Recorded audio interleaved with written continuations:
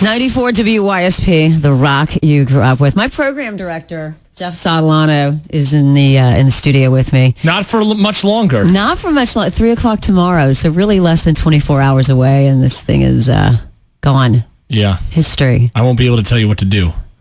No, you won't. That's a good thing as far as 3 o'clock, you, Gordon, and Spike should just turn to me and, I don't know, do something. We'll tell you get me what back to do. Somehow, I'm sure you got something up your sleeve. You know, what's cool, though, is that one of my favorite moments, we were talking about this, was, there's been a few good, really awesome moments that have happened since I've been in Philadelphia.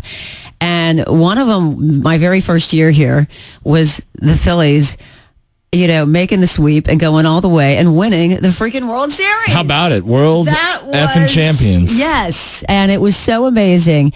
And what was especially cool is what you and I did. Yeah. I think it was kind of a last-minute thrown-together thing, maybe within the last, few hours or something like that? It was... when the Phillies win the World Series and bring a championship to this city, like the planning of the parade was just, this whirlwind. There were rumors about when the parade was going to be, but nobody was really sure.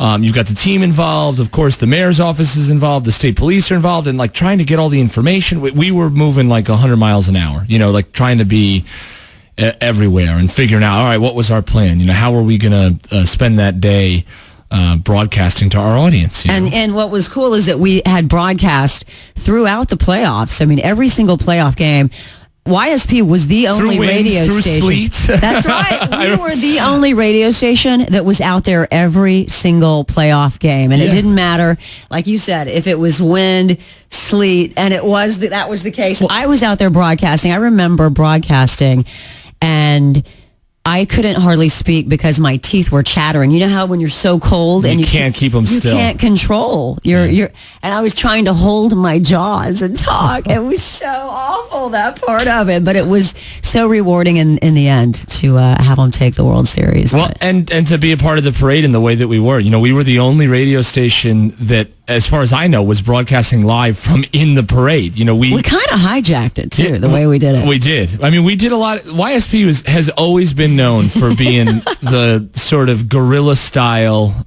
don't ask anybody, beg for permission type of radio station. Our promotions team had bannered all of the fences that the police had set up to, cordon off the millions of people that were in Center City. And you and I had a backpack full of two-man team makeshift broadcast equipment that we didn't even know if it was going to work. It was stuff we hadn't used in years, and because we hadn't really had a need for it, and it was kind of low tech, and it was. You basically had an antenna from your back. Yeah, I had a duct tape, running around a backpack, And there we were. They would have labeled you a terrorist if you'd been anywhere near an airport. We were on the media bus at the front of the Phillies World Series parade, and we were doing everything from talking to people that were lining the street to, I remember Howard Eskin was walking the parade route, and we were getting Howard's reaction.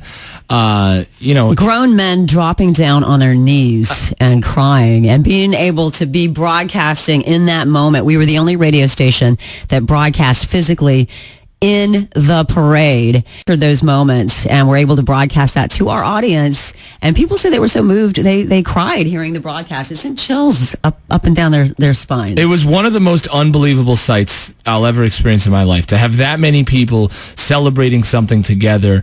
Young, old, male, female, black, white. It didn't. The whole city was in this one moment, all at once, and we were in the middle of it. It was pretty funny because we also had the forethought to think, maybe we should grab some of our banners and take them on the media bus with us. And it was a double-decker media bus, and they put all the national media on this bus. Sports Illustrated and that kind of thing were on this bus.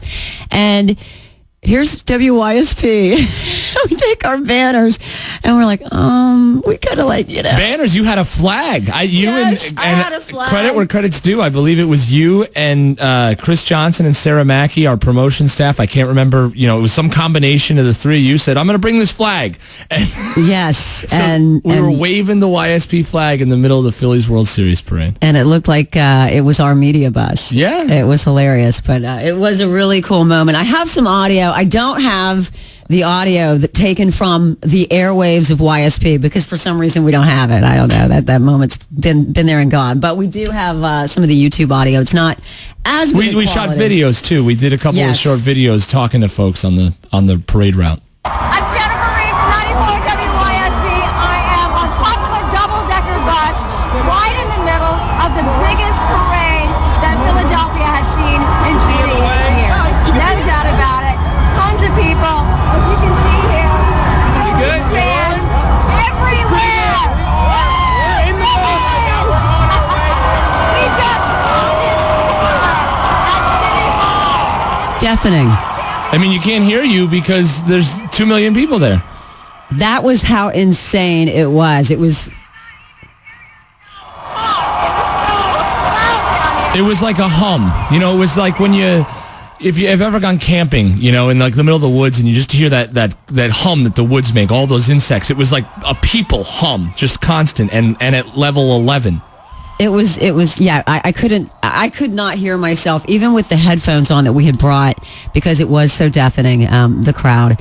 And it was just such a moving experience, and probably one of my top 3 broadcast experiences of my life. And it happened right here in Philadelphia, and it was pretty amazing, and you were there with me. Well, I'm happy to have shared it with you. We did the whole route, and then we ended up getting to go down on the field. Yeah. And sitting in the dugouts. We were, I think, ushered off the field quite quickly. We were. We sat down I don't in the know so dugout. much that we were allowed on the field as, again, in YSP style, beg for forgiveness later. We said, oh, no, sure, we're supposed to be here. We're media. We're covering the event. Uh-huh. And then we were up in the press box and the same thing. It was a pretty intense moment, but definitely well worth. And Spike was back at the station manning the broadcast here, and so we really had a great team effort. And Gordon too. Don't forget, Gordon was at. You remember there were too many people to put in Citizens Bank Park, so Gordon was in our broadcast booth, our Eagles broadcast booth at Lincoln Financial Field. Lincoln Financial Field, I think, had 25, 30, 40,000 people in it. So we had like all angles of the Phillies World Series parade coverage on 94 WYSP, which is amazing too, since we covered that parade probably better than any sports talk radio station. I'm just going to say that. The New Jersey Lottery Powerball jackpot is now estimated at 91.